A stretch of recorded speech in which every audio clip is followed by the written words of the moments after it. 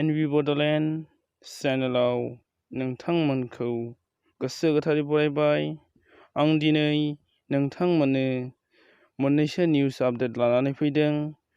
बेफोर निउस आपडेटफोरखौ नोंथांमोननो आं फारि फारियै खिन्थालांगोन। स' भिडिअखौल' नोंथांमोना जोबजासिम नाय आरो भिडिअखौ नायनानै मोजां मोनोब्ला लाइक खालाम, लोगोफोरनो शेयार खालाम आरो लोगोसेनो नोंथाङा जुदि आंनि नैबे एनबि बड'लेण्ड इउटुब चेनेलाव गोदानब्ला चेनेलखौ साबस्क्राइब खालाम, लोगोसे बेल आइकनखौ प्रेस खालामनो दाबाव।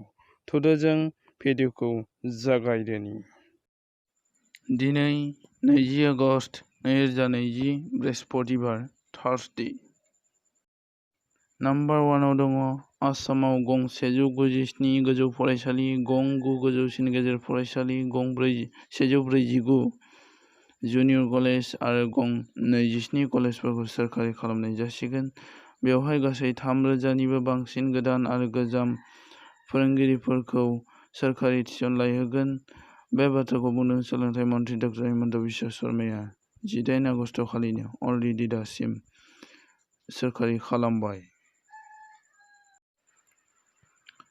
नाम्बार 2 आव दङ आइसिएमआरआ बुंनाय बादिब्ला भारतआव केन्सार बेरामा बारा जालांगासिनो। बेबादि जाबाय थायोब्ला 5 बोसोराव 12% बारा जागोन होनना बुंदों। 2025 मायथाइनि समहालागै केन्सार बेरामा 15 लाखसिम बांहैगोन होनना बुंदों आइसिएमआरनि बुंनाय।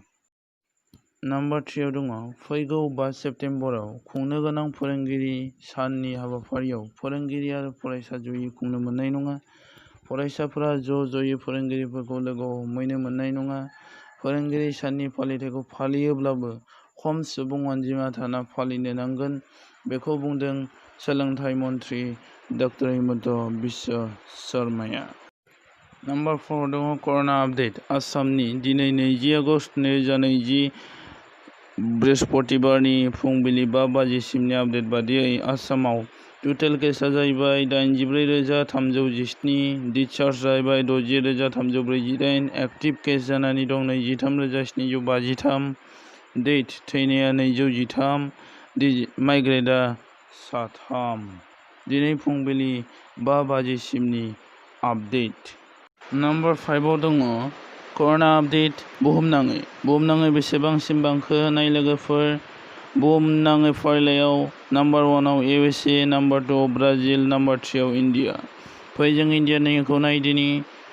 दिनै 20 आगस्ट 2020 बृहस्पतिबारनि फुंबिलि 5 बाजिसिमनि आपडेट बादियै इन्डियायाव टटेल केस 28,35,822 जन जाबाय। गोदानै मोनदों 69,196। टटेल डेथ थैनाया 53,994 सिम बांहैबाय।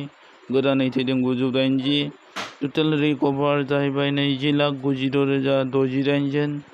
निउ रिकभार्डआ जाहैबाय 59,365 आरो दासिम एक्टिभ केस जानानै दं 6,85,760 जननि देहायाव।